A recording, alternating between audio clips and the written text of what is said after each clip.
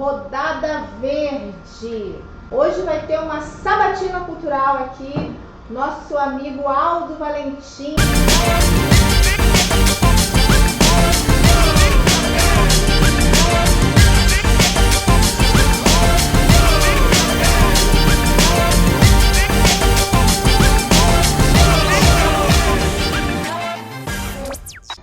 Aqui quem é o nosso grande entrevistado de hoje. Samanta, apresenta essa pessoa querida aí pra gente. Então, gente, hoje a gente está aqui com ele, o Aldo Valentim. Ele que é professor, gestor público, ele é doutorado em políticas públicas pela URGS de Porto Alegre, mestre em gestão pública pela Fundação Getúlio Vargas, mestre em artes pela Unicamp. E também ele, claro, foi secretário, ex-secretário adjunto, né, do município de São Paulo, da Cultura. Também, hoje, atualmente, ele é professor e coordenador pós-graduação em gestão cultural do Centro Universitário do Senac de São Paulo. E, além disso, gente, ele tem um currículo enorme, que a gente for falar aqui é muita coisa. E ele hoje vai estar aqui conversando com a gente. E a gente também está aqui com o MC Ru. Tudo bom? Boa noite, querido. Boa noite. O MC Ru, que já é nosso aqui, participante, né? Sempre da Rodada Verde. O MC Ru, ele é o pioneiro na prática do hip hop no Brasil, gestor cultural e também pratica o hip hop, né? E é escritor. Boa noite, então. A gente também está aqui com uma queridíssima, que está esperando as amigas, né? Ela que fez curso de produção cultural no SESC da Vila Mariana, o grupo da Ilha Dias. A nossa querida Ana Lúcia Santos está aqui participando. Boa noite, seja muito bem-vinda. Nosso queridíssimo também, o Thiago Arikawa. O Thiago Arikawa, que também já está sempre participando aqui na Rodada Verde. Ele atua no segmento de cultura e é militante na área artística. Então, hoje ele está aqui junto com a gente. Mas o nosso sabatinado, o nosso grande convidado, o Aldo Valentim, eu vou passar para ele aqui o microfone, para ele, claro, se apresentar, conversar com a gente, antes da gente começar o nosso bate-papo. Gente, tá para chegar aqui também outras pessoas, daqui a pouquinho estão chegando, por causa do trânsito, acaba realmente atrapalhando todo mundo, mas já tem aí mais participantes do Rodada Verde, tá? Então, primeiro, boa noite, Aldo, e eu gostaria, assim, primeiro te agradecer de estar aqui com a gente, ter vindo, aceito o convite, né? Porque ele também é um homem que faz muita coisa, né, Patrícia? Ele tem muita coisa para fazer e ele hoje está aqui com a gente. Então, eu quero primeiro agradecer a presença dele e pedir que ele nos fale aí como é que foi esses últimos tempos dentro da Secretaria de Cultura, ele como secretário de Cultura, como foi lidar com a cultura, como está sendo lidar com a cultura? Difícil, não difícil? Ela realmente tem um olhar para a periferia, tem um olhar para as políticas públicas para que as pessoas possam se aproximar da cultura ou não? Qual é a tua visão disso, Aldo? Boa noite.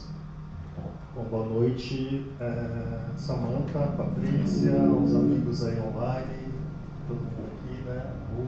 A Ana, o Thiago. Bom, primeiro eu quero parabenizar o PV por estar desenvolvendo essa rodada, né? A rodada Verde, dizer que eu tenho uma relação muito próxima com o PV. Vou começar do começo, né? Meu pai foi, além de fundador de alguns outros partidos em Osasco, meu pai é motorista de ônibus, né? Agora é militante sindical e tal, é uma pessoa batalhadora também na área da política lá em Osasco. Foi um dos fundadores em Osasco do PV, junto com o Carlos Marques, e concorreu, inclusive, candidato a vereador lá, 94, por aí, não lembro agora exatamente os anos, mas meio de anos 90. Então, vivi muito nessa discussão da sustentabilidade, discussão da guarda do meio ambiente, né, essas bandeiras que o partido lá em Osasco tinha muito uma discussão com relação aos resíduos sólidos, né? E o Carlos Marques, quando foi secretário municipal lá do Verde, desenvolveu um bom trabalho lá nesse sentido, né, de conscientização, de campanha, né, implementou de verdade uma política pública do meio ambiente em Osasco. Então, a minha relação com o Partido Verde vem dessa participação do meu pai na vida partidária do PV, e depois, um período que eu morei em Americana, logo no começo da minha carreira, tinha um vereador, o Froner, o Pena lembra do Froner, que me ajudava muito, né? Eu era um militante cultural, um produtor independente, ajudava nos grupos de teatro lá da cidade. Então, a tua relação com a cultura vem com a cultura e também com o PV. Né? Então, assim, eu quero de verdade parabenizá-los por essa iniciativa. Né? Samantha, Patrícia e todos os envolvidos aí na Rodada Verde. Bom, falando de cultura, a minha visão de cultura tem um pouco a ver com a minha história, né? Com a minha vida, inclusive. Né? Porque eu venho de uma família humilde da periferia de Osasco, da zona norte de Osasco, né? Nasci no Helena Maria, estudei no Brecheret, né? Fica ali na Baronesa. E o que a gente tinha naquela época em Osasco? Né? No período principalmente que eu era criança e adolescente. A gente não tinha nada, nem biblioteca Osasco tinha. Né? Então, era uma situação bem complicada. Então nós tínhamos, né? Eu era de família evangélica, então frequentava a igreja, a gente tinha o coro da igreja, escolinha dominical, etc., que de certa forma, né, nós estávamos falando aqui, a questão da cultura gospel é cultura, um tipo de cultura, né, fora a questão religiosa, né, você fazer aula de canto, de instrumentos, participar de coral, né, e isso era muito estimulado perdão, pela minha família. E também a gente tinha na escola estadual que eu frequentava uma biblioteca e um pátio e professores que muitas vezes estimulavam, né, a algum tipo de atividade artística, né? Então teatro, alguns grafite, enfim, né? Então a minha relação com a cultura vem desta realidade. Da dificuldade. Da dificuldade, né? Da escassez, né? Da ausência de equipamentos culturais, da oferta da criminalidade, da oferta das diversas outras coisas que a gente sabe que existe na periferia, né? Então,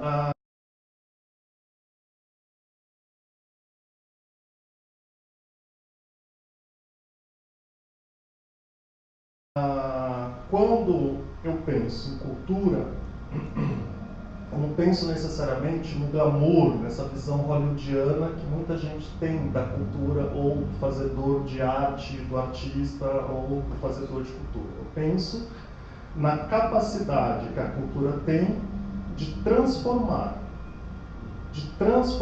indivíduos, né? E desses indivíduos, a partir da sua transformação, serem um farol, se constituírem como um farol ali na sua comunidade. E, por meio disso, transformar também a sua comunidade.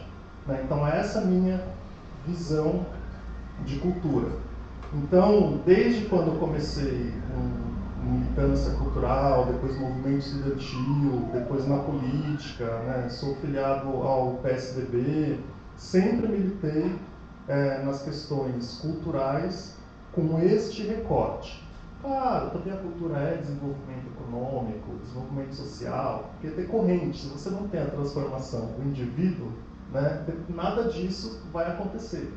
Né? Você não vai ter desenvolvimento social, você não vai ter desenvolvimento econômico, né, se você não tem o olhar da cultura, né, das suas atividades e do investimento público para com o indivíduo. Sim. Né? E a cultura aliada com a educação, aliada com assistência social, aliada com emprego, primeira oportunidade, com estágio, primeiro emprego, e assim sucessivamente.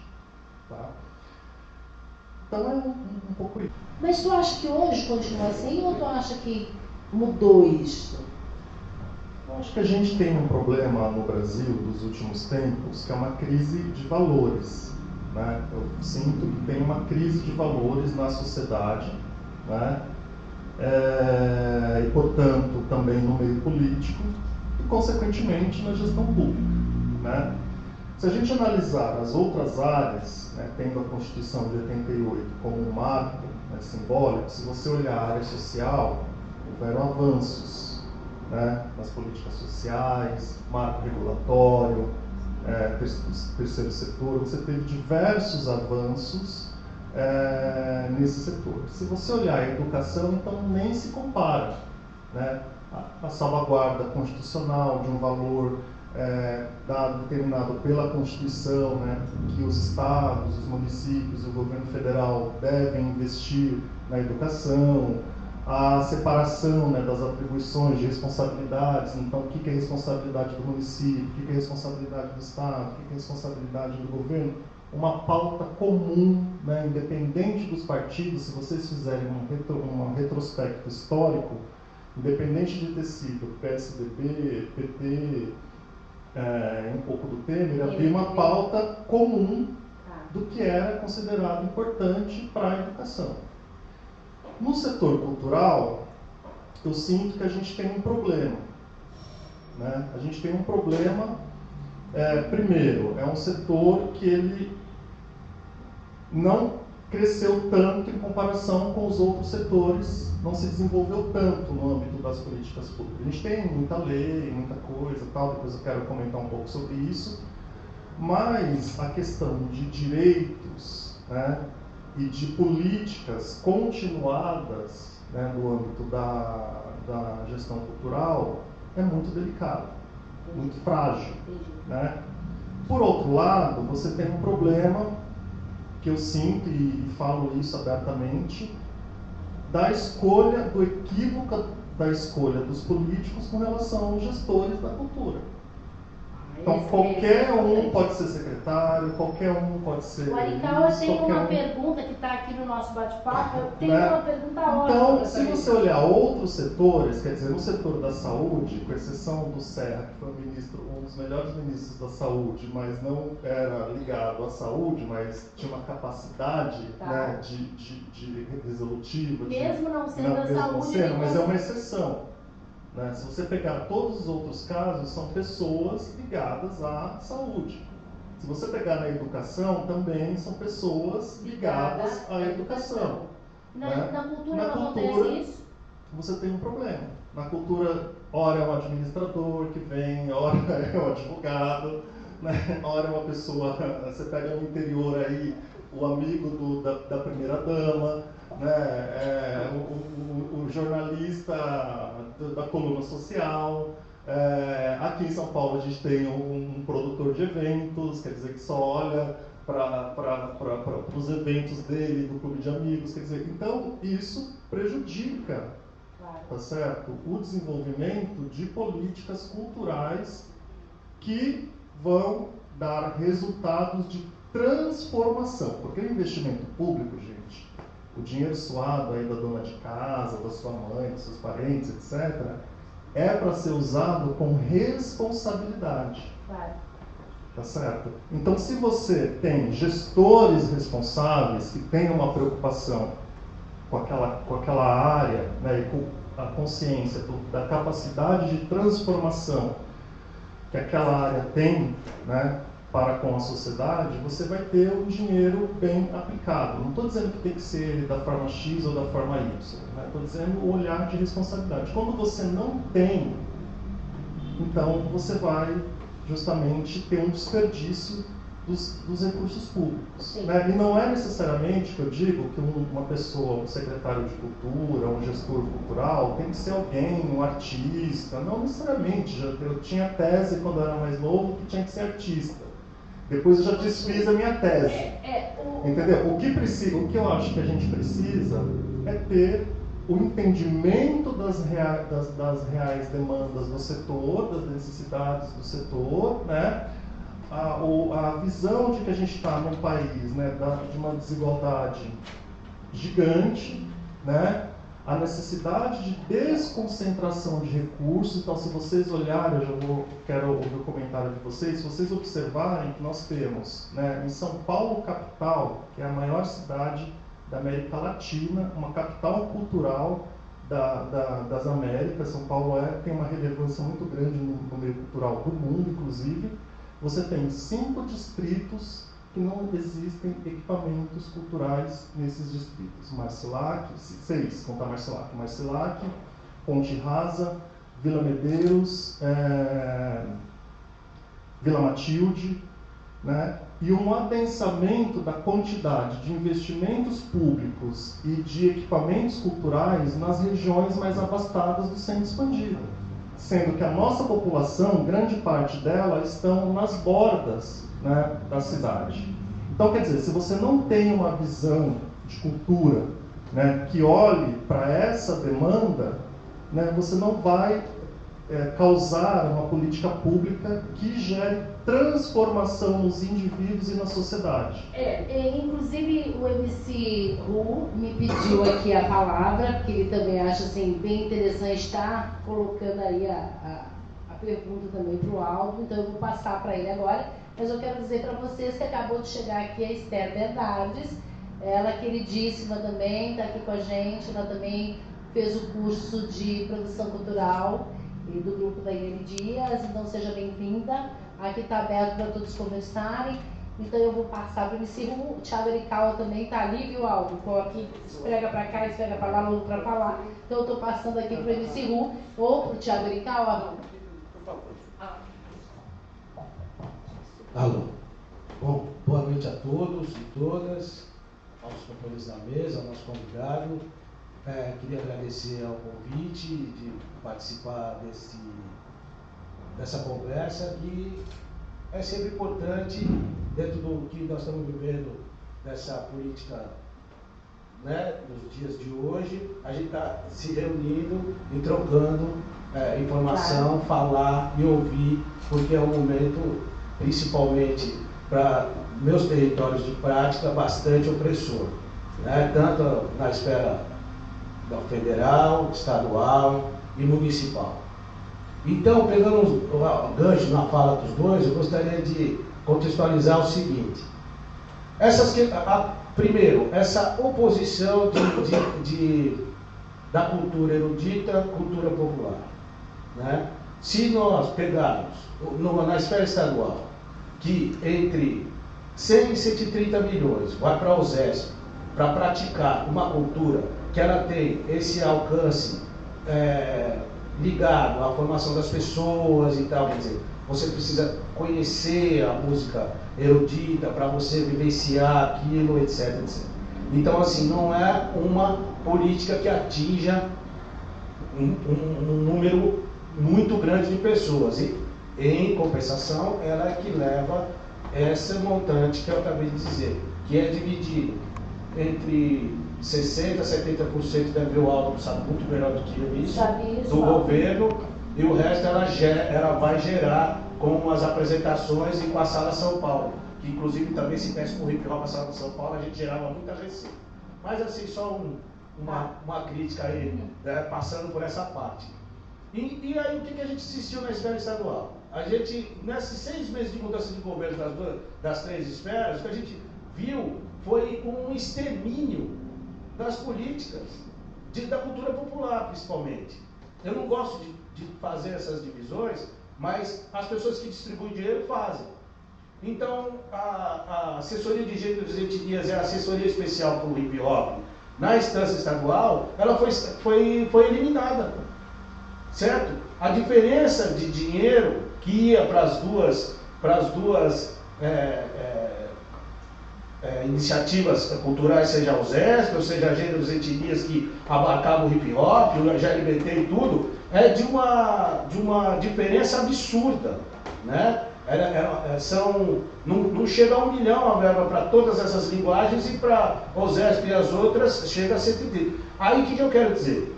Eu não estou dizendo que a USESP não tenha o direito de ter acesso a essa verba. O que eu estou dizendo é que a gente não pode ficar sem nada para praticar nossa cultura. É um absurdo. Então eu queria que tanto os integrantes da mesa como o Aldo, que é um profundo conhecedor da máquina administrativa, inclusive queria fazer menção ao período que ele teve no PROAC, que era um programa que tinha os seus problemas, mas que a cada ano mostrava avanço. A cada ano estava dialogando com a gente. Eu mesmo participei do aprimoramento do edital do hip hop, que inclusive foi terminado nessa gestão. deste secretário intocável, né? Porque ele não atende ninguém, não dialoga com ninguém, o estadual. Estadual. Porque nós não temos mais o federal. Então, desculpa estar me alongando, mas esse contexto é importante. Claro. E no municipal, quando mudou, nós ficamos muito empolgados até pela formação do rapaz que ia ocupar, porque ele tinha já experiência em algumas áreas da cultura, notadamente o carnaval e tal. E o que aconteceu foi quase que um alinhamento com as outras esferas, porque o hip hop não teve o diálogo, principalmente com o hip hop, não teve esse diálogo. E todas as outras linguagens que têm os territórios longe do centro de São Paulo, ou de outras classes, ou de outras matrizes, não está tendo a mesma atenção. Então são 6 meses que ele está aí, e esses 6 meses, pelo menos na minha avaliação, e na avaliação da maioria das pessoas que praticam o hip hop e outras linguagens que eu consigo conversar, não está satisfatório. Então eu quero saber assim, essa política de apagamento das práticas da periferia, dos territórios de resistência, porque aqui a gente pode dizer o seguinte: pós-ditadura, o hip hop e o punk foram as linguagens que deram introdução à juventude periférica da formação da cidadania cultural. Como o Suassuna disse numa das aulas dele, a cultura é a luz que ilumina o caminho das mudanças.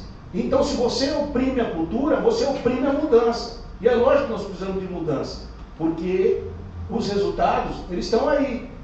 Como a gente disse, no suicídio, no genocídio da juventude preta, que não tem acesso às práticas culturais e as opções vão rareando dos nossos territórios. E isso é, no mínimo, desumano. No mínimo. O Aldo pode até falar mais até pra gente sobre isso, porque assim, pelo que o MC está comentando, ele esperava essa mudança e essa mudança não aconteceu. Como teve lá dentro da casa, eu acho que essa mudança não aconteceu, esse olhar para o hip hop, como ele disse, que ficou no descaso. Então, eu vou fechar a pergunta, tá. Então.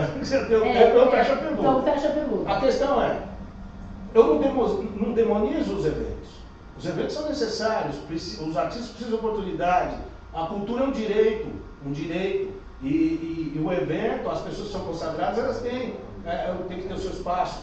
Mas o que não pode é o evento evitar a capilarização do dinheiro que vai irrigar os territórios periféricos. Como é que chega isso para os artistas periféricos? Como é que chega isso no beco e na viela das quebradas? Então, assim, qual que é a pergunta para o Aldo? É bem simples. Qual que é a melhor proporção para você ter uma programação, uma administração de uma pasta de cultura que contemple a todos, né? E que comece do que precisa mais para o que não precisa tanto, certo? E que isso que é igualdade, né? Isso que é isonomia. Então eu queria colocar essa questão, desculpa eu me estender. Imagina, a gente está aqui para isso mesmo, para a gente conversar com o Aldo e ele tentar passar para nós, ele que esteve lá dentro, né? Exatamente. Nada melhor Essa que ele. experiência é fantástica. Patrícia, a gente tem alguém aí, alguma pergunta online para nós aqui? Olha, a gente ainda não tem muitas perguntas, Tá. mas tem muitas mensagens. Olha que bom. Tem 19 pessoas que entraram, tem 13 comentários.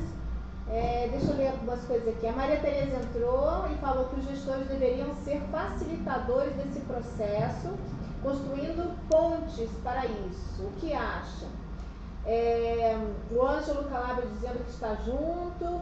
Entrou a Margarete, a Andréa da Cal, a Helena Pereira de Castro, Dorinha, o Clóvis Reis, também o Tiago César Naldemir, Sandra Gama, Iaca. Ótimo. E a Vera Lúcia, além daqueles outros que já estavam assistindo. Ótimo. Então fica esse questionamento aí da Maria Tereza. Ótimo, então, ótimo. A Maria Tereza, repete a pergunta da Maria Tereza para os gestores deveriam ser facilitadores desse processo, construindo pontes. O que acha? O que tu acha? E tem a pergunta do nosso MC, claro. E as meninas também, um pouquinho, fazem as perguntas, Marical também, né? Bom, a questão da cultura erudita e da cultura popular, eu acho que tem uma relação também com a nossa história, né? Então, toda a questão do processo de colonização, acho que de organização da sociedade, né? Principalmente da sociedade brasileira mais contemporânea, né? O culto às belas artes, eu acho que isso é um fenômeno histórico. O que não justifica, evidentemente, a gente ter só um olhar para as culturas eruditas, né? Ocorre que certos setores são mais organizados que outros, né? Então, se a gente, por exemplo, lembrar que na gestão do Getúlio Vargas, né, grande parte de ministros e assessores eram literatos ou pessoas ligadas à cultura, digamos, mais erudita, né? Se a gente pensar, por exemplo, que muitos dos diretores de teatro, etc., né, o próprio Zé Celso era formado em advocacia pelo Largo São Francisco, então o que eu quero dizer com isso? Sem menosprezar nada, né? Existem alguns setores, né, que são mais organizados, né, e que adquiriram esse know-how, né, de alguma forma fazer a opinião dentro da estrutura do Estado do que outros, né? Então isso é um ponto na minha análise, né? Tem várias visões sobre isso e tal. Outro ponto tem a ver também com a representação política, né? Porque a maioria dos casos das áreas, né, das linguagens, digamos assim, que a gente considera, que a gente diz, né, da cultura erudita, são as linguagens que a sociedade como um todo, né, ou na sua maioria, considera aquilo como arte. Não tem um questionamento de uma música clássica, por exemplo, né? Ninguém vai falar que não é, né? Quando você analisa isso em contraponto aos movimentos originários, né, da própria contracultura, que é o caso de muitos movimentos ligados à periferia, você tem uma discussão que envolve um posicionamento político contrário àquilo que está estabelecido, né? E isso demora, né? E demorou, por exemplo, o PROAC, você tem no hip hop, o hip hop faz parte, eu acho até estranho, depois eu vou checar isso bem com os meus amigos que trabalham no governo do Estado, porque eu estava um pouco alienado do que estava acontecendo no governo do Estado, porque a prefeitura, além das outras atribuições, me sugou muito, né, nesses últimos 6 meses. Mas o hip hop fez parte, né, da criação, por exemplo, do PROAC, né, porque a luta foi uma luta conjunta, né, que envolveu o povo das culturas eruditas, o pessoal da dança, o pessoal das danças, né, porque não era só o pessoal da dança clássica, tinha o pessoal do contemporâneo também, já tinha o pessoal das culturas, das danças afrodescendentes, teatro de rua, e tinha o hip hop, né?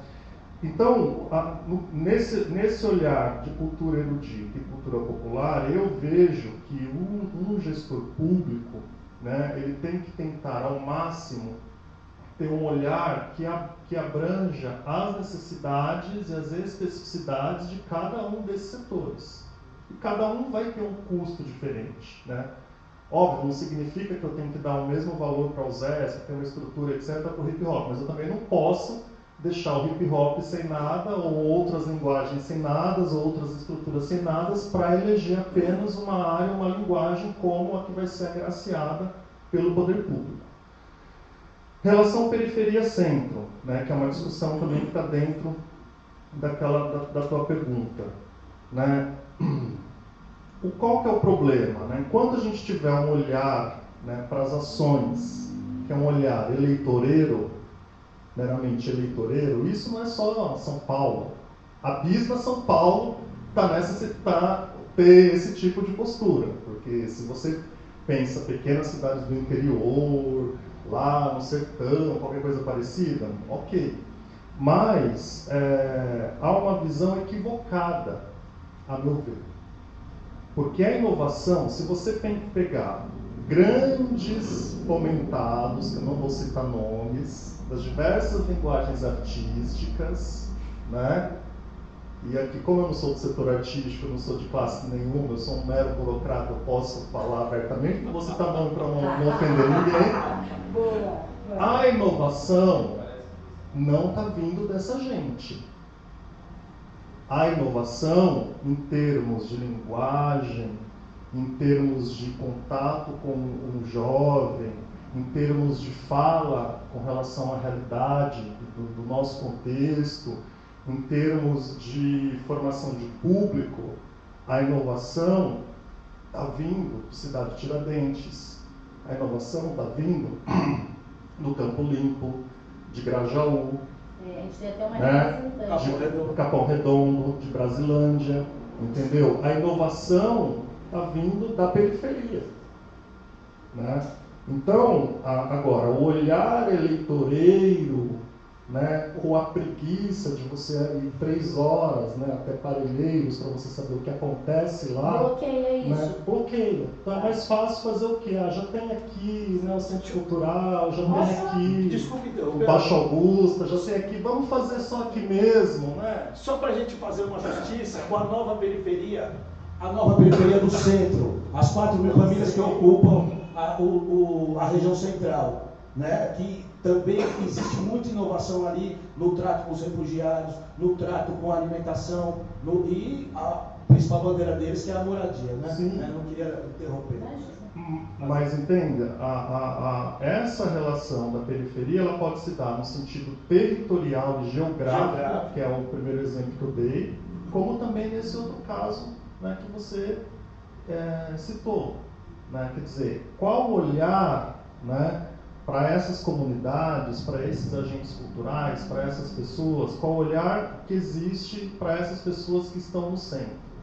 Ou eu só vou olhar para aquele público que frequenta determinado equipamento cultural?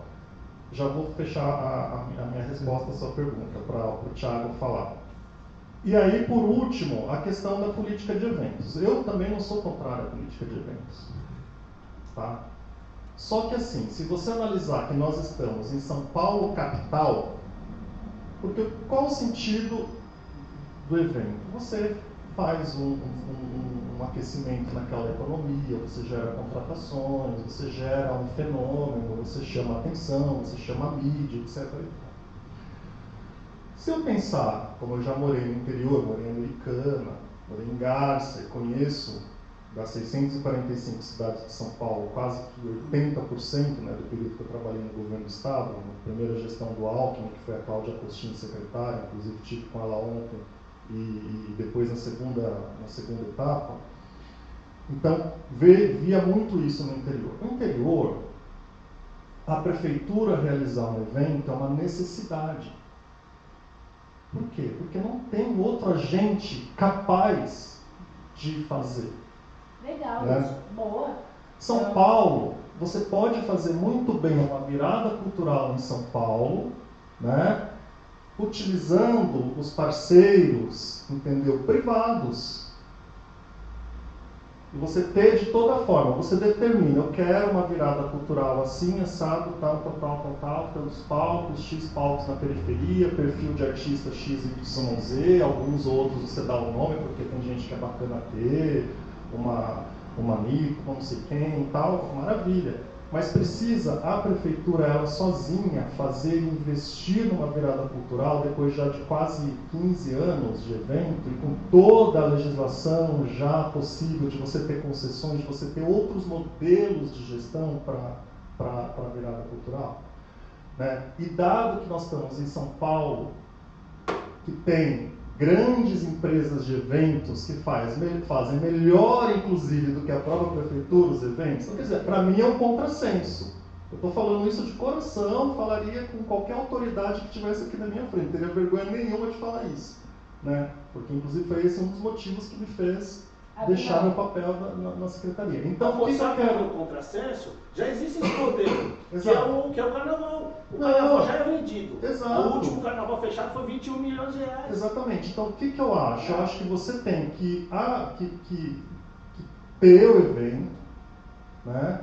Mas É o mesmo raciocínio que o governador Dória ou que outros políticos ou gestores dizem com relação às empresas. Nem tudo o Estado ele tem que fazer sozinho. Porque é uma energia que você gasta em termos de pessoal, é uma energia que você gasta em termos de recurso, entendeu? Sendo que você, como parceiro privado, que faz aquilo melhor que você, poderia fazer melhor e você guardar essa energia, esse recurso para investir na periferia, para investir no campo limpo, para investir em artistas emergentes, para investir nos pequenos festivais que existem nas pontas. Quer dizer, esse é o meu pensamento, né? Então, só para concluir, a questão da política de eventos, eu acho que o equívoco é quando uma Secretaria de Cultura se torna uma agência de shows e eventos, um clube de amigos de shows e eventos. Esse é o meu ponto. Aí ele deixa de ser... Esse é o meu ponto. Eu acredito, inclusive, que a discussão não é nem ser contra os eventos, a discussão aqui é prioridade. Mas eu queria voltar lá no começo da sua fala, mas antes eu queria manifestar a minha opinião sobre essa questão, MC Ru, do que é a cultura popular. Porque há um equívoco, no meu ponto de vista, porque olha-se a música clássica como algo de elite, ou como, o cara gosta de música clássica, então atribui-se, olha, talvez seja um intelectual. E para mim é uma questão de gosto. Gosta-se da música clássica como se gosta de uma outra música, do hip hop, ou do jazz, ou da MPB, ou do sertanejo, é uma questão de escolha. Como um gosta de azul, outro gosta do verde, outro gosta de vermelho, e projetos como o Guri provou isso, que não necessariamente aquele jovem que está na periferia, obrigatoriamente ele vai gostar do hip hop, ele pode querer tocar um violino, né? E esse acesso à cultura que eu acho que nós devemos também discutir, né? Porque esse acesso à cultura também deveria se popularizar, esse é um ponto de vista. Mas como a gente trata muito da política pública do ponto de vista do orçamento, uma questão que eu queria começar, inclusive pela cidade de São Paulo, porque o orçamento da cultura é pequeno. Aí você cria leis de incentivo. E antes de se popularizar, ou de se expandir, ou de se aprimorar uma lei como a Rouanet, a gente teve um processo difamatório. A sociedade tem uma impressão da lei Rouanet, que é um dinheiro do governo que fica beneficiando meia dúzia aqui e ali de artistas famosos, que existe sim uma distorção, como existe no Fundo da Criança, em que as instituições mais famosas elas conseguem, por ser influentes, captar mais recurso, apesar que no Fundo da Criança se democratiza isso. De 10% a 20% que eles vão captar vai ficar para um fundo para redemocratizar essa renda, que era uma proposta, inclusive, que eu acho que seria útil para Lei Rouanet.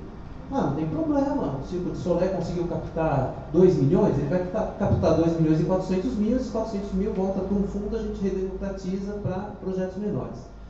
E voltando para a cidade de São Paulo, eu nunca entendi, se tem tanta ausência de recurso, como que nós temos uma lei, como a Lei Mendonça, que ela não é falada, eu não vejo as pessoas discutirem, eu não vejo as pessoas recorrerem a ela, né? E eu mesmo, que estou ali militando com o pessoal da cultura, eu vejo que todo mundo vai para cima da prefeitura, principalmente o pessoal do Teatro de Resistência, é o fomento, né? O pessoal do RUD lá, da cooperativa, briga, e é o fomento, é o fomento, é o fomento. Se você for ver no dicionário, fomento é um escoro, né? Então não dá para a cultura viver disso, né? E aí eu queria te ouvir nesses aspectos, em questão de levar todo tipo de cultura para a periferia, né? Ou seja, acesso à cultura, não com essa visão de isso é popular, isso não é, mas a gente trazer a periferia para o acesso a qualquer tipo de cultura, e essa questão do orçamento do ponto de vista do mau aproveitamento das leis de incentivo. Bom, assim, eu acho que a discussão da cultura passa pela visão de diversidade, né? Então a gente tem que ter uma visão diversa, principalmente no poder público, né? De fornecer para a população as diversas possibilidades de acesso às diversas produções, aos diversos gêneros, às diversas linguagens, né? Então, quer dizer, eu tive esses tempos ia muito para a cidade de Tiradentes, mesmo quando estava no governo do estado, eu ia 2, 3 vezes por ano lá, visitava a fábrica de cultura, visitava Pombas Urbanas, enfim. Agora, o Centro Cultural lá da cidade de Tiradentes, né? Que é ligado, uma parte à Secretaria de Cultura, outra parte à Secretaria de Desenvolvimento Econômico de Trabalho. E justamente é isso, né? Não é porque o menino, o jovem que está lá em Cidade Tiradentes, que ele quer só o funk pancadão. Então, ele também quer o funk com outra linguagem, com outra letra, né, uma letra mais construtiva, uma letra sem violência. Ele também quer tocar um violino, ele também quer ver o que é uma peça de teatro, um espetáculo de circo, né, ele também quer isso. Então, a gente, quando estamos no papel do gestor público, a gente não pode ter uma visão estigmatizada, né, das regiões, né, seja lá quais elas forem, né, o centro ou as bordas, né, com relação à linguagem, né? Então, acho que nós temos que trabalhar pela diversidade, né? Então, diversidade na programação, né, dos equipamentos, diversidade nas políticas, né, e de forma a mais igualitária possível. Quer dizer, eu, por exemplo, não acho o hip hop melhor que o funk, melhor que o samba, melhor. Eu gosto de uma coisa, gosto de outra. Tem coisa que eu não gosto, ninguém precisa ficar sabendo, entendeu? Mas não é porque eu não gosto que aquilo não tem que ser apoiado, estimulado de alguma forma. Então você tem que ter uma postura que propicie a diversidade. E a democracia cultural.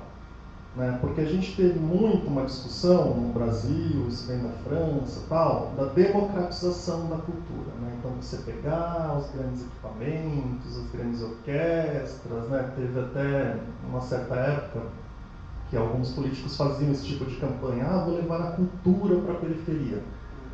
Vou democratizar gente de esquerda, tá? Só para você ficar sabendo.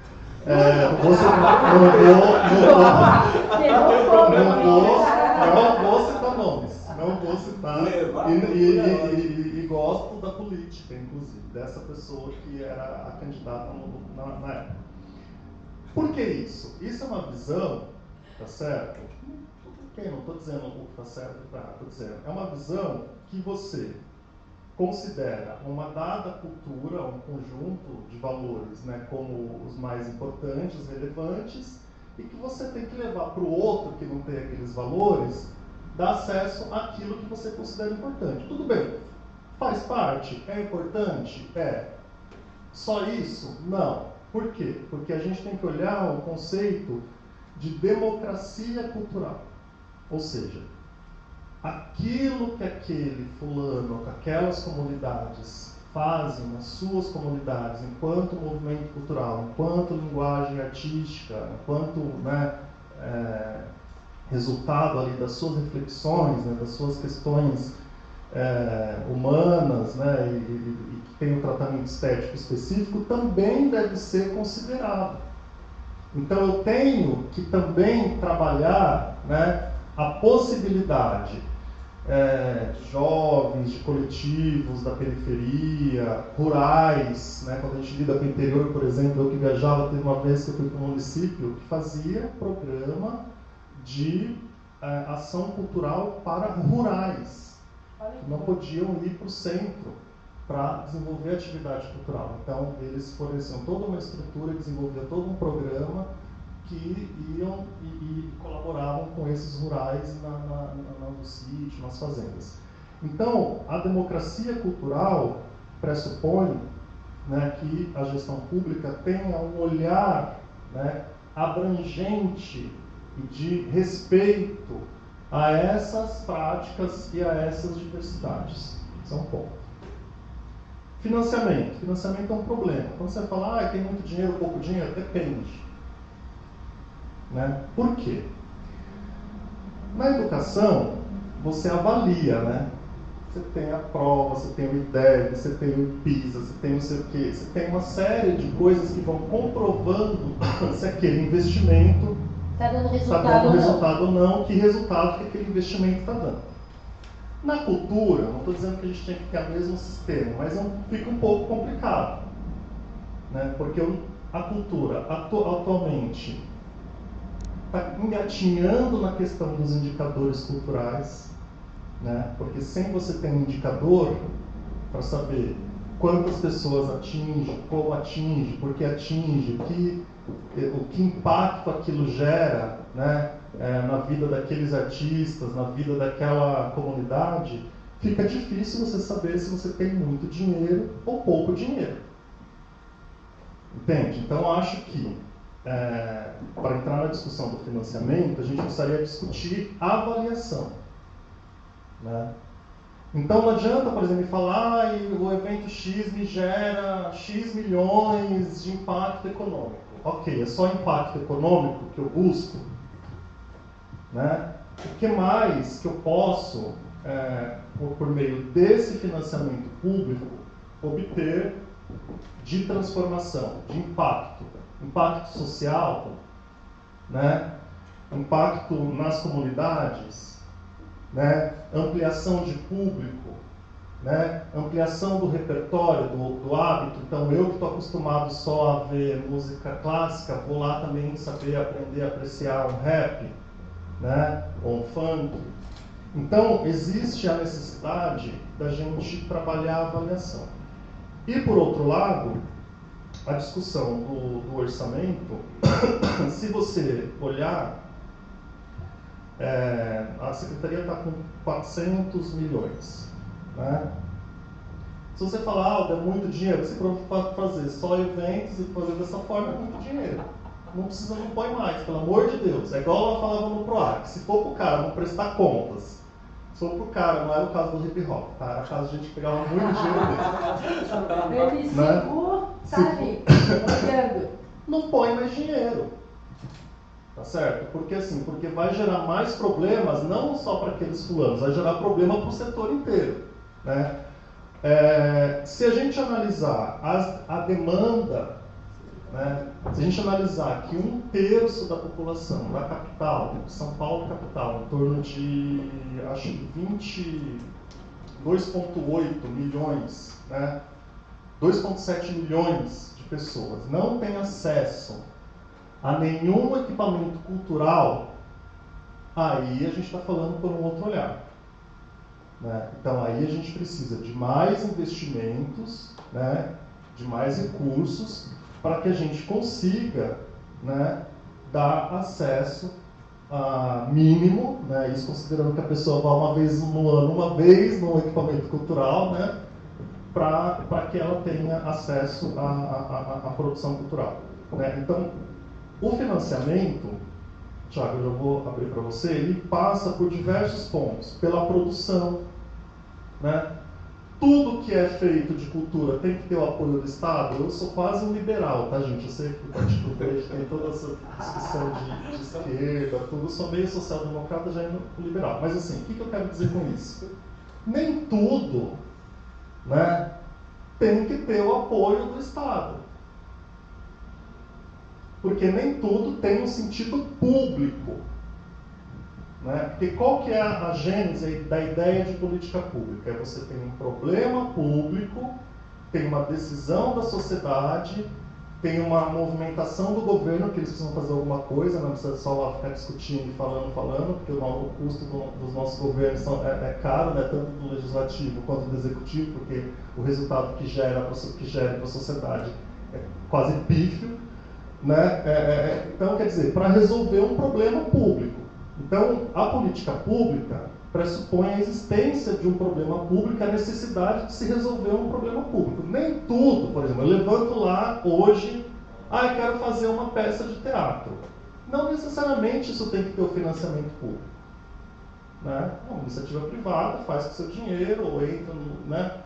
Agora, se eu estou pensando, né, em equipamentos culturais, se eu estou pensando no acesso à população à produção cultural, se eu estou pensando no acesso às periferias, a equipamentos, a formas de produção, então a gente muda o olhar. Né? Porque o olhar também do financiamento, Thiago e MC, você vive isso muito no hip hop, é muito focado na produção. Vocês ainda do hip hop, eu acho que ainda tem uma discussão um pouco mais genuína, porque vocês estão uma relação muito grande com a periferia, com as bases, porque senão não existe, né, o hip hop. Se não tiver essa relação com a base, não existe. Agora, se a gente olhar outros segmentos, eles estão preocupados de ter um financiamento X ou um financiamento Y, aí você vai lá ver público, não tem público. Então, assim, se você me perguntar, tem muito dinheiro? Se eu olhar só por um lado, eu vou falar, não precisa de mais dinheiro. Porque eu chego lá e mas antes do Thiago e o MC Ru, gente, só um pouquinho. A Patrícia tem um recado ali, que tem pessoas ali junto com a gente. Já dou a voz aí pro Thiago e pro MC Ru, que tem a fala deles aí. As meninas já também vão estar falando. Patrícia, o que a gente tem aí? Vocês estão pedindo, mas vocês têm que falar. Mas assim, só para fechar essa questão do financiamento. Então, eu acho assim, se a gente pensar, né, na ideia, né, do financiamento público de cultura, abranger o maior número possível de pessoas, né? Ampliar o público consumidor de cultura, apoiar a diversidade cultural. Eu acho que aí a nossa demanda de fato só antes de precisa passar, mais só uma orçamento. partezinha muito rápido, porque assim, eu achei o discurso dele muito rebuscado, mas se você for traduzir, ele disse assim, quando ele fala tem que levar o equipamento, ele disse, temos que levar cultura para a periferia. É isso aí. Não, porque você precisa dos equipamentos. Patrícia, o que a gente tem aí? Você precisa dos equipamentos. Pedir Quer dizer, licença aqui dos amigos. não é a cultura. A cultura ela já existe lá. A cultura ela já existe. Agora, não seria melhor se você tivesse, né, por exemplo, em Marcilac, um equipamento? Porra, são 4 horas que o cara demora para chegar em São Paulo. O pessoal da Zona Sul, eles nem consideram Paulista um lugar possível. Eles vão para o Grajaú, o centro, o máximo que eles conseguem ir. Verdade. Patrícia, manda aí que eu já volto aqui com o pessoal. O que tu tem aí para nós? Bom, deixa eu ver aqui que agora entraram vários questionamentos. Júlia Ramires Reis acabou de colocar, gente, Patrícia e Samanta, eu tô com 6 sempre. Mas, pô, do que estou falando? O Estado não tem obrigação do governo? Eu acho que é isso que ela está querendo questionar. Do alto. Depois tem a Cátia Ramires que falou, mas seja direto, caro amigo, você não parece ser enrolado, mas o que falta não é grana, e sim falta de QI. Depende do QI, né, que ele está dizendo. Acho que tem muito QI. Tem o QI que indica? Muito. E tem a Sara Cortez que disse, mas você como secretário não concorda com essas verbas mal aplicadas, né? Tanto que se exonerou. O que você pode falar para quem espera uma mudança no processo cultural? Deixa eu só engrossar então esse caldo que veio via internet, inclusive pedir para as meninas vão falar. Desculpa, mas eu fui citado. Eu só queria dizer o seguinte. É importante que o movimento foi citado. O movimento foi citado, mas aqui a gente pretende, né, representar minimamente essa questão. Primeiro, que a cultura, uma das possibilidades que ela tem é de ser um minimizador das desigualdades sociais. Então, quando eu falo de hip hop, eu falo que se o filho do rico, então, já que a moça da internet pediu pragmatismo, nós vamos falar agora nos exemplos do dia a dia. A parada é o seguinte, o filho do rico, quando ele chega na escola, ele tem arte, ele tem teatro, ele tem tudo. No estado não tem nada, tem paulada, tem repressão policial, certo? Tem essa péssima estrutura de educação que a gente está vivendo no contemporâneo. Então o hip hop ele vem, porque essa divisão cultura, educação, é uma tragédia do nosso contemporâneo, né? Porque elas nunca deveriam ter sido separadas. A princípio, é uma tragédia, porque elas são complementares antes de mais nada. O MEC, que é o MEC, ele não abre mão qual que é o MEC? Não é? Ministério da Educação e Cultura, não larga a cultura, né? Agora tinha a Secretaria de Cultura antes.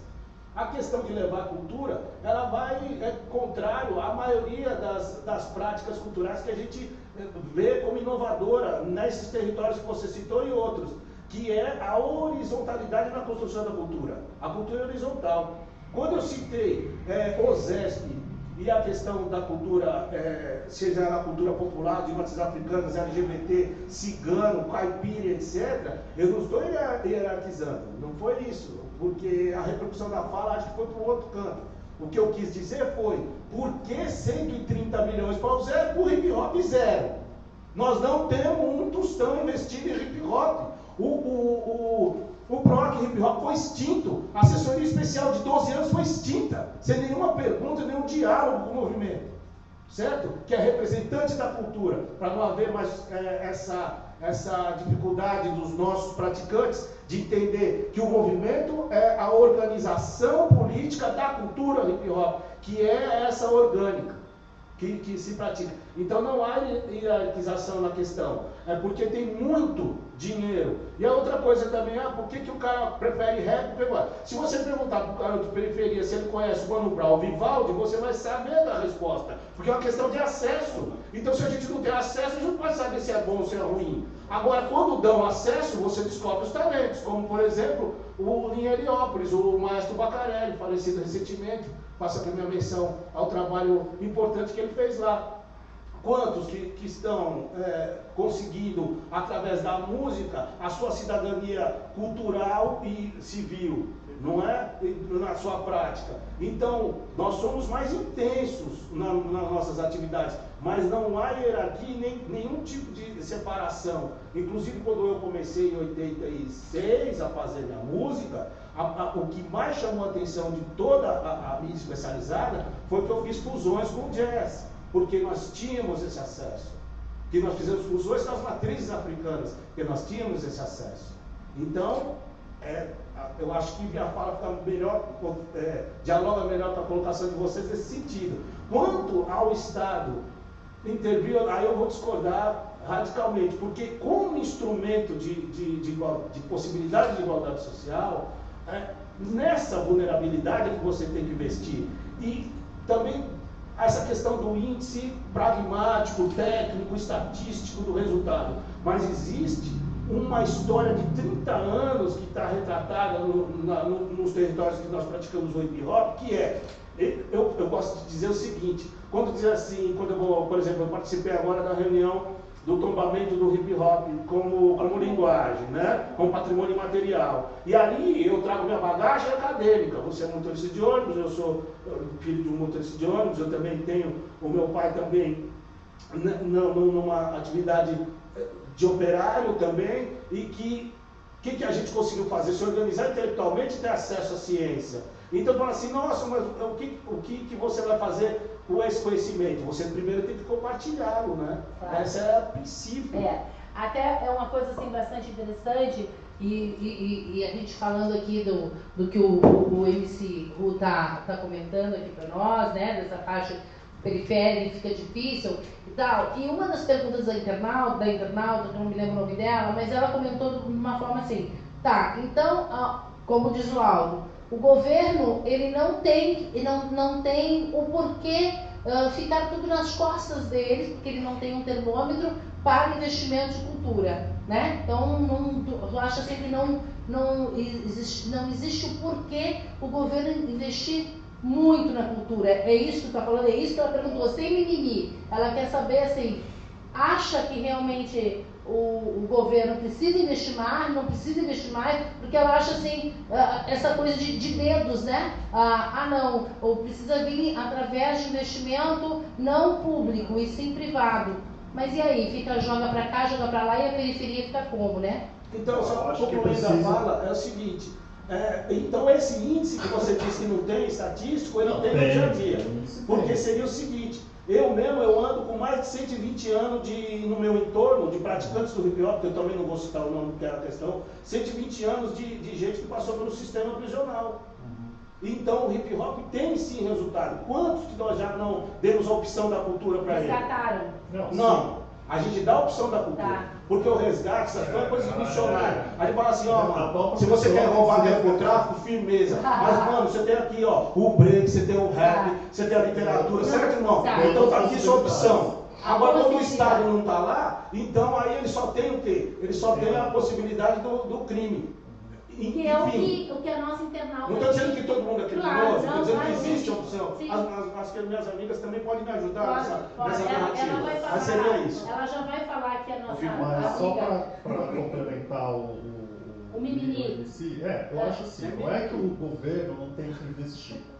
O que eu acho é que a gente precisa ter uma prioridade do investimento. Por exemplo, você vê aí grandes cantoras XYZ com investimento público. Isso para mim é um erro de prioridade. Não é que elas não merecem ter investimento. Entendeu? Aí você tem que colocar cada um dentro do seu quadrado. Exatamente. Entendeu? É esse o problema. Eu não resisto, Aldo. É. Tem uma moça que está entrando na questão da Casa Natura Cultural, com casa lotada agora, mas há 2 meses atrás foi contratada 4 vezes pela secretaria. São esses desvios. Não, eu já estou dando que eu dados, acho porque ele não pode, eu posso. que não precisa, entendeu? Não é, cara. O que os indicadores mostram? Os poucos que nós temos de cultura. Acabei de citar aqui. Nós temos distritos que não têm equipamento cultural. Sim. Que o cara, se ele quiser frequentar alguma coisa, gente, vai lá em Marcelato, vai lá em Parelheiros, que inaugurou uma casa de cultura agora no mês de maio. 3 horas, eu não usava carro oficial, ia muitas vezes de ônibus nos lugares que eu gosto, me sinto mais à vontade. E é verdade, viu, gente? Eu via isso nas redes sociais. Quem segue o Aldo Valentim nas redes sociais vai ver que realmente ele no metrô, ele no transporte. 3 horas você leva para chegar em Parelheiros. É verdade, eu vi. Né? Então, o que eu digo é o seguinte: precisa de investimentos culturais para você resolver o problema de demanda e de acesso. Eu não acho, por exemplo, que determinados fomentos têm que ter mais dinheiro. Eu não acho que determinados grupos e coletivos têm que ter mais dinheiro. Eu não acho que determinadas linguagens têm que ter mais dinheiro, porque justamente a gente precisa equalizar essa demanda. Né?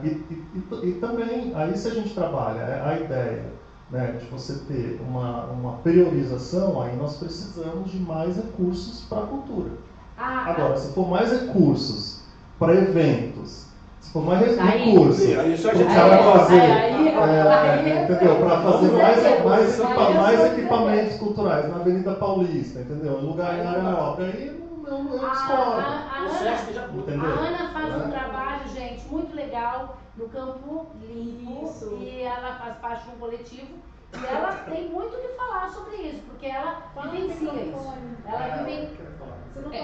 Se não falar, não sai. Então vou repetir. Gente, a gente está com a Ana aqui. A Ana faz um trabalho com a comunidade no Campolim. Ela tem um coletivo, né? Exatamente. E ela vai falar um pouquinho agora e até vai perguntar aqui pro Aldo, porque, gente, na realidade, a discussão aqui realmente, a gente está levantando um assunto com o Aldo, que para quem chegou agora, ele é o ex-secretário de Junta de Cultura do município de São Paulo. E ele está aqui sendo sabatinado e falando um pouco aí, né? Até o porquê que ele saiu da secretaria. Ele já colocou aqui que ele não queria fazer eventos. Ele acha que a cultura é cultura e não eventos culturais, só eventos, né? Mas vamos lá, Ana, manda aí. Obrigada, Samanta, pelo convite. Boa noite a todos, pessoal que está ligado. MC Gu, um privilégio estar com você aqui, Aldo, todo mundo está aqui na roda. Eu sou psicóloga de formação. Faço parte também do coletivo, como a Samanta falou, na Zona Sul, da Vila Nós Somos. E lá eu estou fazendo um trabalho de produção cultural totalmente independente. A gente falou do PROAC, né? A gente vê isso algo muito distante da nossa realidade, infelizmente, em todos a Lei Rouanet, que a gente já citou aqui e tudo mais. É difícil a gente trabalhar independente com cultura. Lá nós trabalhamos com hip hop e cultura lowrider, totalmente a ver com a periferia e o povo negro. E realmente a gente vê muito, eu nascida, criada, morando atualmente sempre lá na periferia da Zona Sul, eu vejo que a gente tem uma carência muito grande de cultura. O que a gente tem uma oferta grande é da criminalidade, como nós já citamos aqui. A nossa primeira opção é ir para o crime. Acho que todo mundo que está na periferia, que está assistindo a gente, sabe que é isso sim, é sempre o caminho mais fácil. E a cultura e a educação não deveriam realmente estar distintos, deveriam andar unidos, mas como você falou, eu totalmente apoio essa questão de que na escola as pessoas elitizadas têm sim aula de judô, balé e tudo mais, acesso, e nós da periferia não temos. Mal temos aulas, né? Mal temos educação física, né? É uma realidade. Como você falou desde o início da sua história, daquele ano para cá, o que mudou e tudo mais, hoje eu vejo, parece que é a mesma coisa. Eu não vejo uma diferença muito grande para a gente na prática. A gente sente na prática isso. A gente tem muito bar, boteco, igrejas, várias igrejas que abrem e fecham, mas cultura mesmo a gente não tem. Entendeu? Então as pessoas, os jovens, as crianças, elas vão muito para esses dois lados. Tanto para aliviar essa questão de angústia e tudo mais, todo o processo que passa na periferia, que não é fácil, ou vai para o lado dos bar, né? Ou para o lado da igreja, ou para o crime.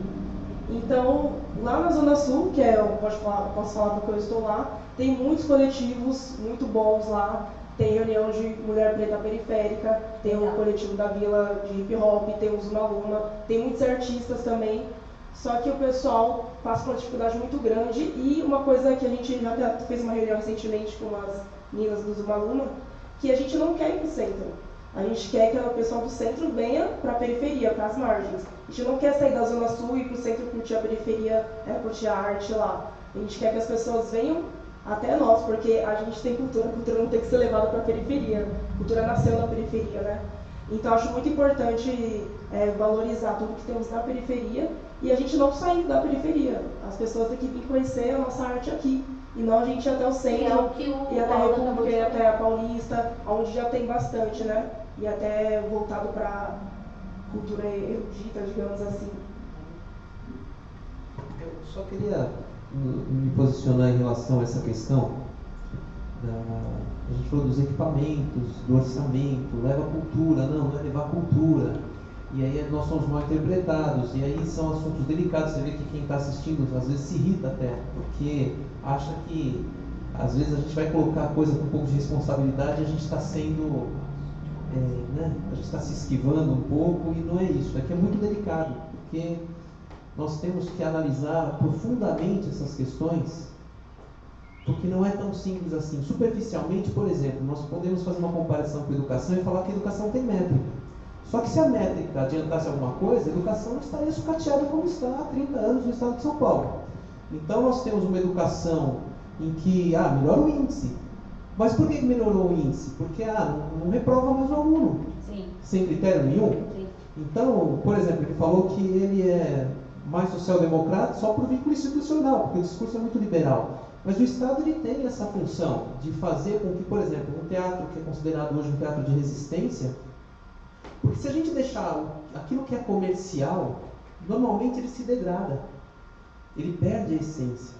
Ele perde naquilo, ele ganha em qualidade visual, mas ele perde a essência do discurso, da luta. Se a gente transformar todo o discurso de periferia em comercial, uma peça de teatro que tem a fala dela aqui não vai ser patrocinada, porque eles não querem ouvir isso. Eles querem levar o discurso da novela da Globo para o palco do teatro. Então, Aldo, eu vejo o seguinte: nós precisamos ver que o Estado tem uma responsabilidade justamente de fazer o contraponto daquilo que é mais interessante para o desenvolvimento social, com a responsabilidade da função da cultura, tanto quanto a educação, e não deixar tudo para o comércio decidir. Eu também não concordo com isso. Eu não disse isso.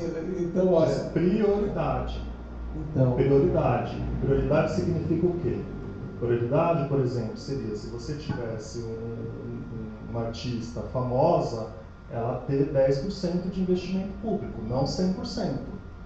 Isso é prioridade. Não, isso eu concordo. Na questão de prioridades, agora sim. Prioridade. Então, quando a gente discute a prioridade do orçamento, a prioridade tem que ser da população. Quem faz os políticos, gente, eles não nascem sozinhos. Então, eles não nascem sozinhos. O orçamento não é votado sozinho. Não, eu concordo plenamente com isso. Então, o que eu estou dizendo é o seguinte: seria uma forma da gente defender a descentralização do orçamento? Tem um discurso liberal no seguinte sentido, que eu acho que quem tem uma relação com o mercado tem que se lidar com o mercado. Eu não acho que o Estado tem que abdicar do seu papel. O problema é que nós temos os sinais no Brasil estão trocados.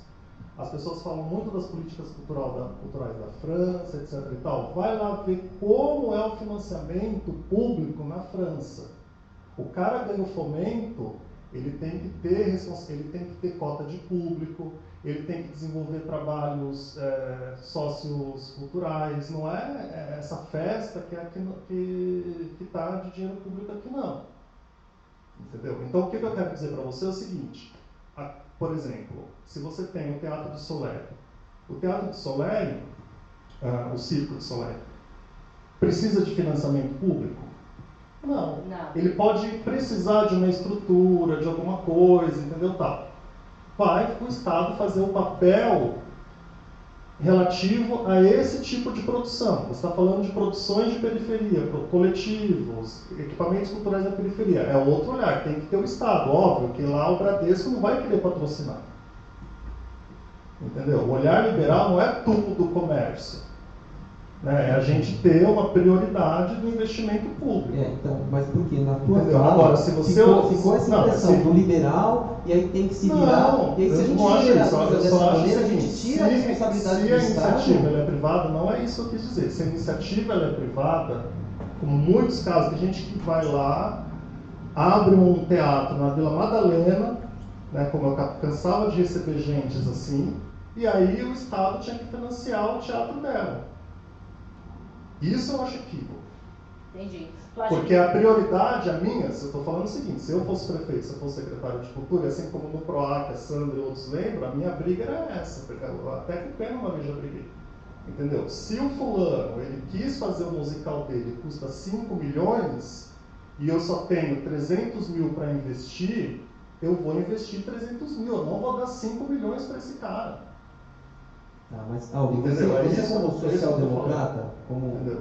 Então, assim, se a iniciativa é privada... Não, mas e aí a PPP é o seguinte, lógico que o teatro é privado, mas ele tem uma dificuldade de sobrevivência, mas ele tem um valor ali. Não, você está misturando. Ele vai agregar um valor. Então, eu não acredito assim nesse discurso muito... Calma lá, você está misturando, Thiago. PPP é uma coisa e nem para a cultura raramente vai funcionar, porque ela pressupõe investimento do Estado, investimento do privado e ganhos futuros. Talvez isso no caso de musical, em grandes escalas funcionaria, mas a gente nem tem esse tipo de modelo no Brasil, né? E nem de equipamento. A gente não poderia chegar e falar, eu vou pegar o teatro municipal e fazer uma PPP, porque você não vai ter ganho de escala, em termos de lucro e de resultados futuros, né? Vamos pensar a questão, voltar à origem da questão no financiamento. Eu acho que o Estado ele tem que fazer contraponto àquilo que a iniciativa privada não se interessa. O que acontece no Brasil é que o Estado quer entrar justamente naquilo que a iniciativa privada se interessa. E daí, então, esse é o discurso quando você diz assim, promover eventos. Ele ficava financiando o que é de interesse do comercial e abandonava o setor. Não, se eu estou em São Paulo, eu não posso pegar a mesma realidade para o interior. Não sei se você conhece o interior do Estado. Tem interior do Estado, tem cidades que a prefeitura tem sim que fazer evento, porque não tem outro agente para fazer. Em São Paulo você tem uma Time for Fun, em São Paulo você tem OS, você tem um monte de modelos que poderiam fazer. Eu não estou dizendo nem que o Estado ou que a Prefeitura não tivesse que ter uma parte do investimento. Mas não tudo. Mas não tudo. Entendeu? Da mesma forma que eu acho equivocado você abrir um teatro seu privado, entendeu? Como muitos casos, tem até um famoso agora que está com o Bolsonaro, fez isso. Abriu. Gente, eu acho que é um absurdo. Pode me falar, pode me xingar de liberal, do jeito que quiser. O cara abre o teatro porque ele quis, tá certo? Porque ele achou bacana fazer o teatro dele. Falando do Roberto Alvim. Quis fazer isso lá, a Prisca Zero. Não, mas você entendeu? Você entende? Foi ligeiro, não tinha ninguém lá. Fez. Aí depois batia na porta na secretaria, na véspera de... Teve uma vez que ele fez isso comigo, eu falei pro secretário, se me pôr nessa reunião, o senhor vai passar vergonha. Ai, Jesus. Por quê? Porque é o seguinte, não é que eu ache que ele não deveria entrar no edital. Sim. Entrar no edital, todo mundo tem o direito. Claro. Agora, achar que a obrigação do secretário resolver o problema dele, que ele não conseguiu dinheiro para pagar aluguel, e aí ou forjar o edital ou querer achar outro dinheiro, é outra coisa. Bom, gente, ó, o Aldo aqui deu uma explicação bem clara, ficou bem o Aldo foi bem claro, e assim, já dá para sentir qual foi os momentos, não um momento, eu mas espero que o Alvim tenha mudado os procedimentos, porque já que ele se converteu, virou Bolsonaro. Porque agora ele entende, né, o ambiente que entende nessa carência dele. O Aldo tem algumas questões, mas antes de passar para a Patrícia ali, eu vou passar o microfone para a Esther, que ela está quietinha, essa negra linda que está aqui do meu lado, e ela quer falar um pouquinho, né? Então vamos lá, Esther. Apresenta aí para nós e faz a tua pergunta, né? Se tem alguma pergunta, se tem algo para debater, e já aí com os internautas, gente, tá bom demais, né? O Aldo não tem papas na língua, ele fala mesmo, ele já deu aqui.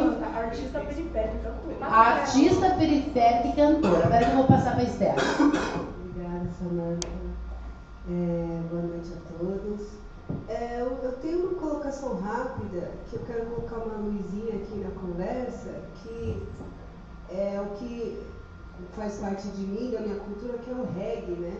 Eu acho que o reggae, ele nunca está nas pautas, parece que essa palavra reggae sempre está lá embaixo, assim, eu quero trazer à luz, até porque a cultura do Sound System, até porque eu acho que o reggae é uma cultura extremamente valiosa pela mensagem de amor, né, de paz, traz práticas alimentícias naturalistas, o que é muito importante.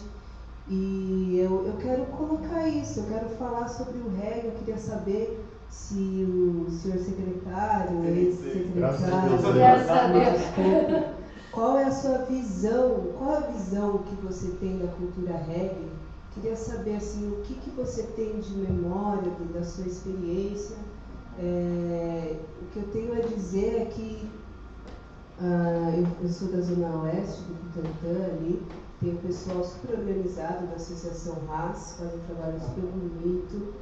E se é uma galera que luta assim muito, não estou falando que luta menos, não luta mais, mas eu queria saber o que você, como você vê a cultura reggae, como o Estado vê a cultura reggae. Bom, assim, eu vejo a cultura reggae como todas as outras, né? Eu sempre tenho um carinho, um respeito por todos os tipos de manifestações, de linguagem, né? Quando eu estava lá no PROAC, no governo do estado, foi 2016, 17, 18, peguei o Pena, né, secretário, Marcelo Araújo. A gente chegou a ter um diálogo muito interessante com o reggae, com o movimento, no sentido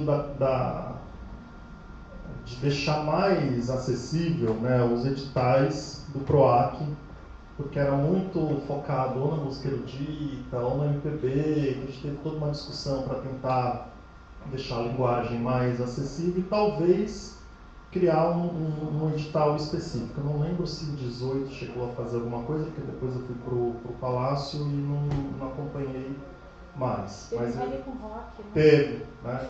Na prefeitura, Estela, tem... Estela, perdão. Na prefeitura tem toda uma relação mais próxima, né? Inclusive eu cheguei aí num dos fóruns ali na Olido, e tem um edital específico do movimento reggae, que foi construído pelo próprio movimento, né? Um edital que eu achei muito interessante, assim, por ser feito pelo próprio movimento, né? Porque a gente também, às vezes, da burocracia fala, nossa, vai demorar, não vai sair e tal, e saiu muito, assim, respondendo às próprias demandas que vocês do movimento tinham, e teve o dia, né, do reggae. O que eu acho só é que a gente, talvez, em termos de políticas, né, e de construção, quando você fala da luta e a necessidade, né, de algo constante, a mesma coisa também a minha crítica para o hip hop, é que eu acho que essa coisa do que me irrita também um pouco é muito assim, dia e mês, né? Quer dizer, aí parece que o resto do ano eu não sou mais obrigado eu enquanto Estado, né, por exemplo, a interagir com você.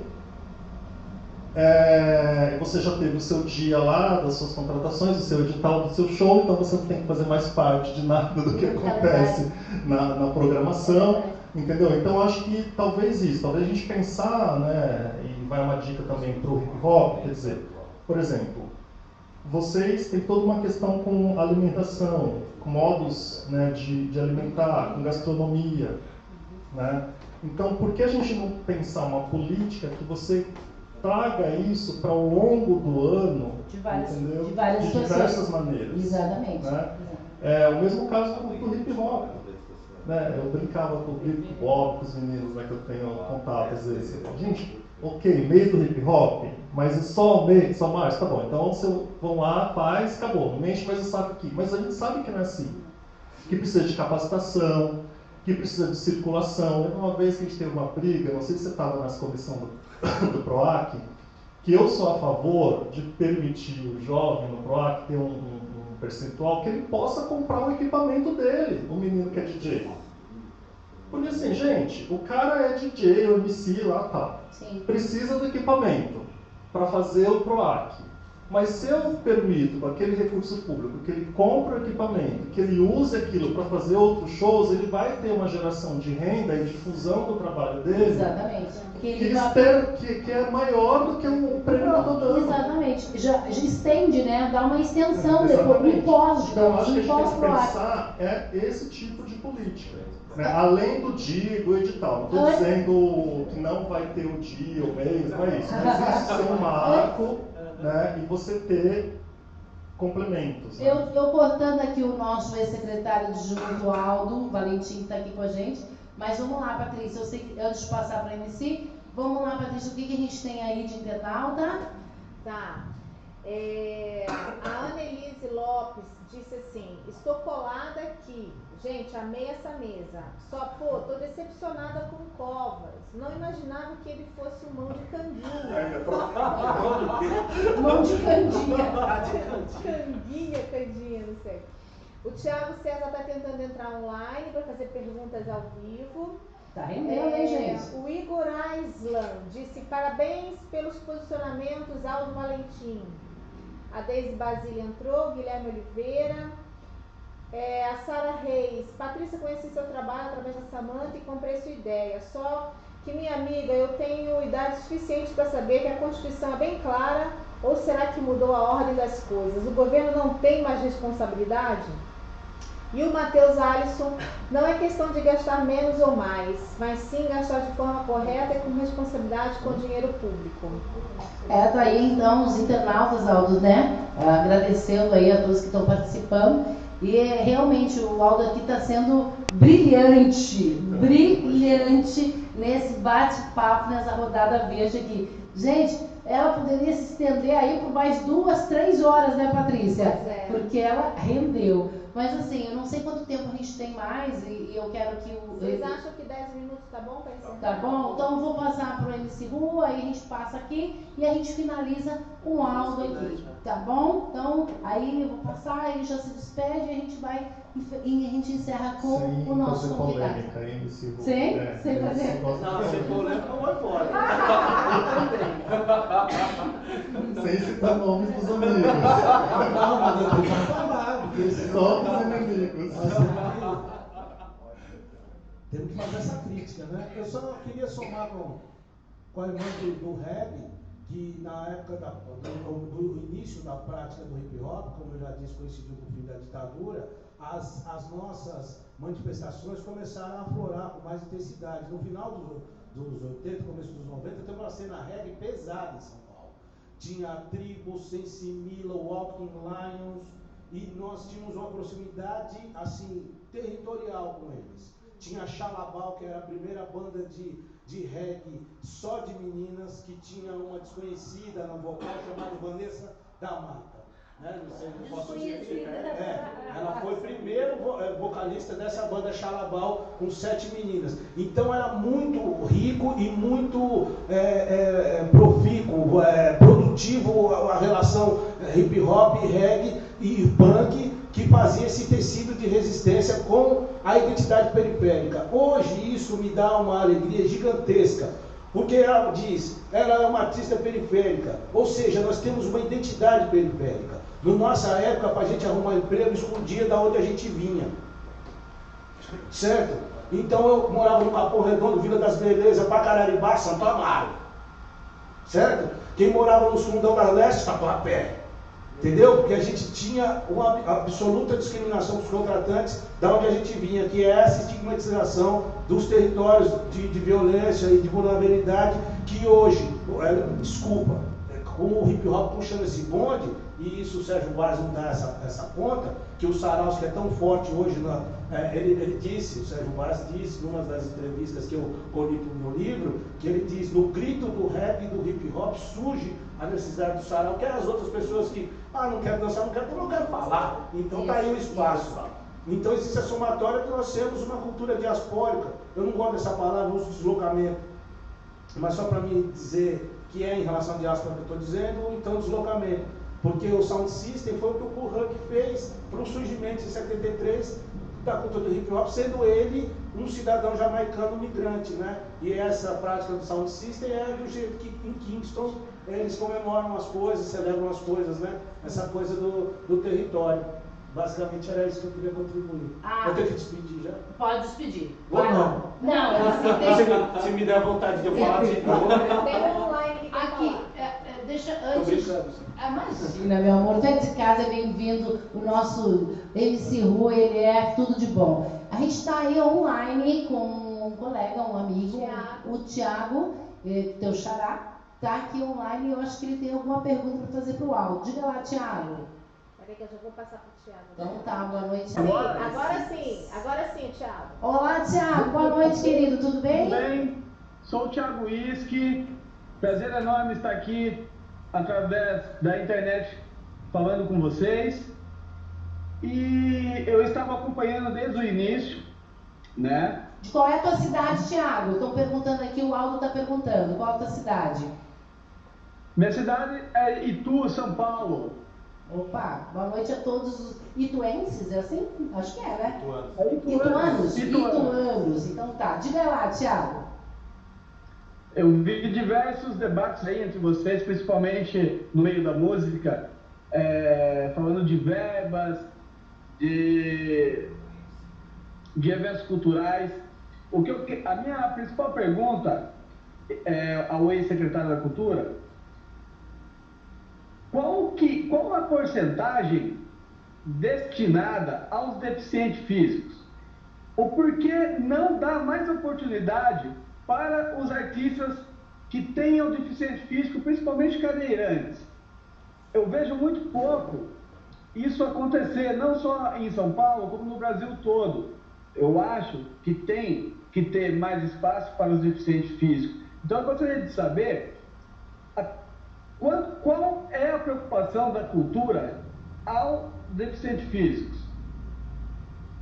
Ótimo, Thiago. Então eu vou passar para o Aldo aqui. Vamos lá, Aldo. Thiago, é uma questão um pouco complexa. Por quê? Porque tanto São Paulo, cidade, quanto o Estado tem uma secretaria específica para o tema do deficiente, né? Então, e também isso é uma agenda relativamente nova, né? Se a gente pensar que algumas secretarias, né, no caso do Estado, tem em torno de 6, 7 anos por aí, né? E de toda uma conscientização, inclusive do próprio setor artístico, né? Primeiro com os equipamentos, né? Não sei se vocês lembram, se a gente pensar 10 anos atrás, você não tinha os espaços, né? A própria Casa das Rosas, vários espaços não tinham acessibilidade, né? Então, acessibilidade física, né? Depois toda a discussão, porque aí os órgãos de tombamento, aí pode pôr elevador, não pode pôr elevador, pode pôr rampa, não pode. Eu lembro que acompanhei isso em várias situações. O Pena também, secretário, quase foi multado uma vez pelo Ministério Público, eu não lembro agora qual a cidade que era, que tinha que ter, e a gente queria colocar, e tinha dinheiro, e não tinha. Então você tem uma agenda ainda que a gente tem passado dentro da administração uma certa dificuldade de ampliação. Depois você tem toda a questão da acessibilidade visual, né, dos sites acessíveis, né, o quanto é caro, uma série de dificuldades, né, nesse aspecto. A Secretaria Municipal, do que eu observei, mesmo na Secretaria do Estado, não tinha uma política específica para a pessoa com deficiência, para artistas com deficiência, mas também não tem restrições, né?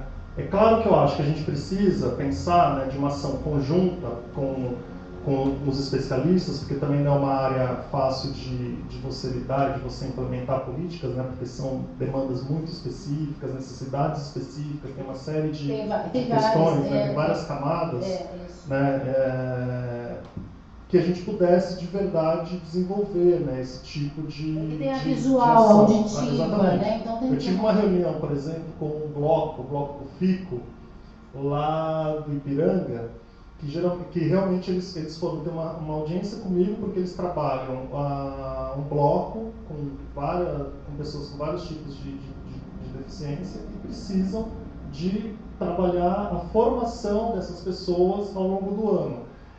E não é algo tão rebuscado, mas assim, a especificidade para você desenvolver uma formação para ter o carnavalesco deficiente incluído dentro do carnaval de um bloco. Sim, né? sim. Então é uma agenda que eu acho que ainda o setor público ainda tem um débito, digamos assim. Está entendendo aí, Thiago, a dificuldade? Mas você tem boas iniciativas, né? Por exemplo, você tem uma companhia de dança, agora eu não lembro o nome, se é a Vanessa, tal, dos cegos. Você tem companhia de dança, de deficiente. Ainda é muito pequeno, mas... O que eu acho é que o poder público precisa ampliar o olhar para essas companhias existentes. Talvez não ele sozinho fazer alguma coisa, Sim. mas apoiar as iniciativas existentes, né? E junto com especialistas da área, por exemplo, no município a gente tem a Secretaria da Pessoa com Deficiência, que é o secretário CID, no Estado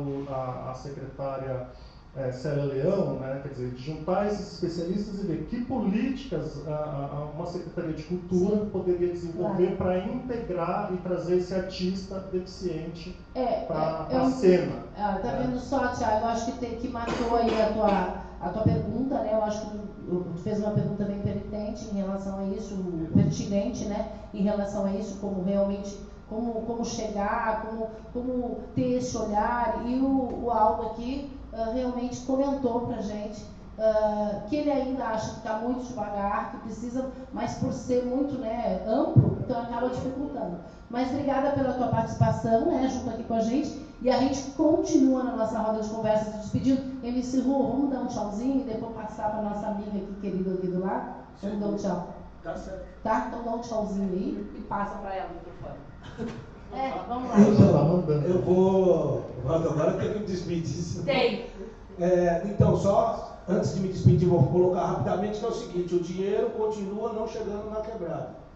Então, a gente precisa levar isso de forma crítica e consistente às esferas aí que estão, assim, se não ia fomentar, por que acabou? Entendeu? Então, assim, PROAC Hip Hop precisa voltar. Assessoria de hip hop para o Estado precisa voltar. E a gente precisa ter uma maior abrangência junto à cadeira do núcleo de hip hop municipal. Um só não vai fazer leilão. Pelo contrário, ele tá arrumando bucha, certo? Nas quebradas e tudo. E a gente não quer isso, porque ele é irmão nosso, entendeu? Ele não tem que ir lá ficar a serviço de ninguém. Certo? Ele tem que estar a serviço do movimento e da cultura. Então ele tem que ampliar o debate, certo? Tem que ampliar os diálogos com quem está praticando o hip hop nas quebradas e dar uma direção melhor para as questões não só da verba, mas também das oportunidades, certo? Então eu me despeço aí com essa colocação, agradeço ao Aldo pela sua atenção. A questão do debate e as tensões, elas são necessárias para que a gente avance, e cada vez mais a gente precisa estar criando esses ambientes de troca de informação e de debate, né, de posição. Obrigado aí o convite a todos, obrigado a paciência de todo mundo, até a próxima. Despedir, tá vendo?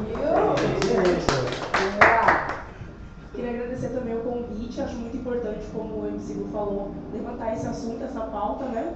E dizer ao pessoal da periferia, os artistas, os coletivos, que eles continuem. E tu tá convidada sempre. Muito obrigada. Pode levantar a pauta, a gente está aqui para fazer exatamente isso. Eu sei. Estão convidadíssimas para pertencer aqui à Rodada Verde. Obrigada. Tá bom? Muito importante levantar esse assunto e que os artistas periféricos, os coletivos, por mais que a verba não chegue para nós ainda, que a gente continue levantando essa bandeira, essa luta. Todo mundo começa agradecendo, eu começo me desculpando, né? Você sabe que, tanto ser polêmico, outro dia eu estava num teatro na região da Cratolândia, uma peça super polêmica, e ainda fiz uma fala e me acusaram de ser panfletário, né? Não, eu fui no container também, vou sempre, mas no pessoal do Fanleste, do Paulo Faria. E, para finalizar, agora nessa conclusão final, quando você diz de um dia só para o reggae, um dia só para o hip hop, é o que eu acho um absurdo na virada cultural.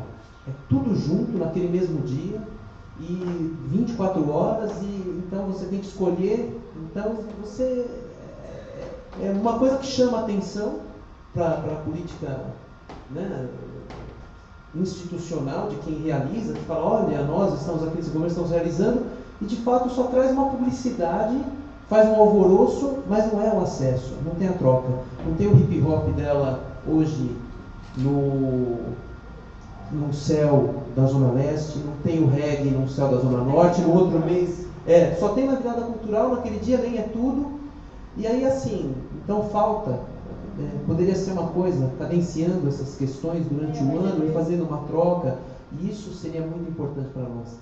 A gente falou hoje também aqui da questão de elitizar algumas questões, uma prova de elitização, o festival de jazz que tem aí, de uma instituição bancária, num parque de uma região nobre, e aí você tem o Sesc que trouxe lá o Wynton Marsalis e leva o Wynton Marsalis para Itaquera, e aí o Estado poderia também utilizar dessas premissas, né, de democratizar a cultura. Mas já polemizei bastante, já ocupei muito espaço da fala das nossas companheiras aqui. Quero agradecer a Patrícia, aqui o pessoal do PV, da Rodada Verde, Samanta, Aldo, obrigado. A gente é truculento, mas a gente combate ideias e não pessoas. E acho que essa briga toda é para a gente engrandecer e levar um benefício aqui para a cultura, para todo mundo. Obrigado. Parabéns, Thiago, também que participou, e eu vou dar aqui o microfone agora para a Esther, a cantora, né, de reggae, Esther, para ela se despedir. E foi um prazer ter você aqui, viu? Eu sou mais tímida, então minhas falas são sempre mais rápidas, o meu negócio é cantar mesmo. Mas eu agradeço muito o convite, foi muito bom estar aqui, aprendi muito com os irmãos.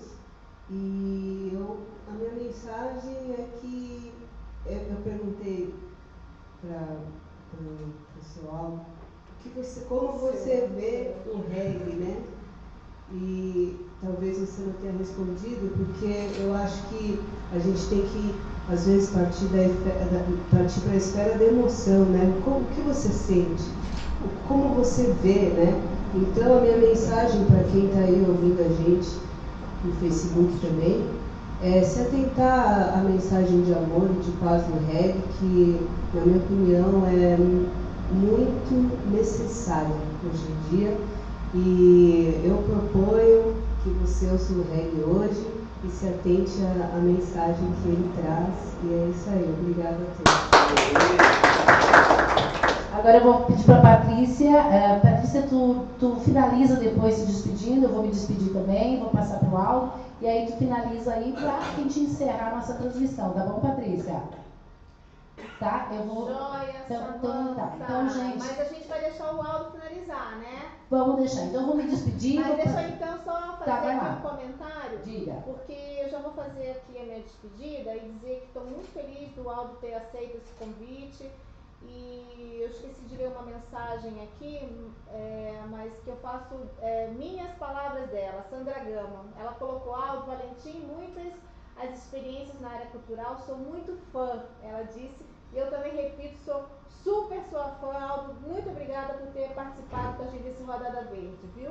Opa, boa! Palmas aí para a Patrícia, que é uma das idealizadoras, né, da Rodada Verde. E eu, assim, quero primeiro agradecer a todos vocês que estiveram aqui com a gente. Obrigada, Arikawa. Obrigada, Ana. Obrigada, MC Rua. Tamo junto. Obrigada também, Esther, que está aqui. As meninas que estão aqui, a Sandra, a Tati, o Fran, ficaram até tarde. Todos que ajudaram aí, contribuindo. E, é claro, o nosso convidado, muito querido, que, assim, abraçou de cara a participação de estar aqui, sendo sabatinado, e corre para cá, e se vira dali e tal. Obrigada, Aldo. Gente, eu tenho só uma coisa que eu tenho que falar, eu não posso esquecer. O Aldo, eu conheci ele quando estive no Palácio do Governo, levando um prefeito. E ele, muito simpático, com esse sorriso que vocês estão vendo, que ele é lindo de tudo, ele viu comentando que eu estava organizando um evento com a Patrícia e tal. E ele me disse assim: Samanta, convide Ismael Ivo. Eu nem sabia quem era Ismael Ivo, imagina, muito longe da minha cabeça, da minha realidade. E ele fez essa conexão. E eu disse para ele, eu fico te devendo essa, porque eu adoro Ismael. E assim, ele me abriu muitas portas dentro do Teatro Municipal. Eu pude levar muita gente da periferia, as meninas aqui, estão de prova disso.